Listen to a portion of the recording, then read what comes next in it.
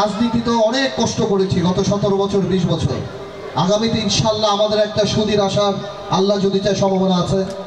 আমরা জানি অহংকারী না হয়ে উঠি ভাই, এই দোয়াটাই আল্লাহর কাছে করবেন যে আমরা জানি বড় নেতা হওয়ার চেয়ে ভালো মানুষ হয়ে এই পৃথিবী থেকে যেতে পারি। ঠিক যেমন আমার বাবা সহ আরও অন্যান্য যারা ছিলেন, যাদের মৃত্যুতে মানুষের হৃদয় এখনো ছুঁয়ে যায়, এখনো তাদের কথা চিন্তা করলে চোখ দিয়ে পানি চলে আসে। আমি আর সময় নিব না, আপনাদের অনেক ধন্যবাদ।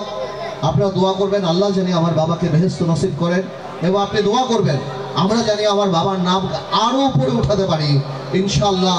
আমার বাবাকে জানি জীবনে ইনশাআল্লাহ সেই কাল কিয়ামতের দিন যদি আমার বাবার সাথে দেখা হওয়ার কোনো সুযোগ থাকে, তাহলে বলতে পারি যে ওনার নামকে আমরা ধরে রেখেছি এবং ইনশাআল্লাহ আরও উপরে উঠানোর ব্যবস্থা করেছি। আপনাদের সবাইকে ধন্যবাদ।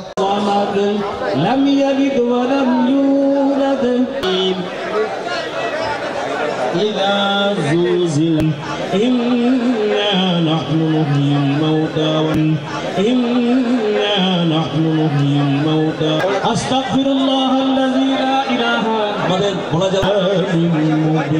هو آثارهم وكل شيء يحصل. بسم الله الرحمن الرحيم الحمد لله. ভালো কাজ করলে তার সাথে দেখতে পাবেন بأن ربك أوحى الناس أشتاتا ليروا أعمالهم. কোনের ভিতরে আমাদের মাঝে চলে আসবেন আজকের প্রধান অতিথি বাংলাদেশ। সামনে আসেন বাবা, আসেন প্লিজ, এই যে সামনে আসেন না প্লিজ।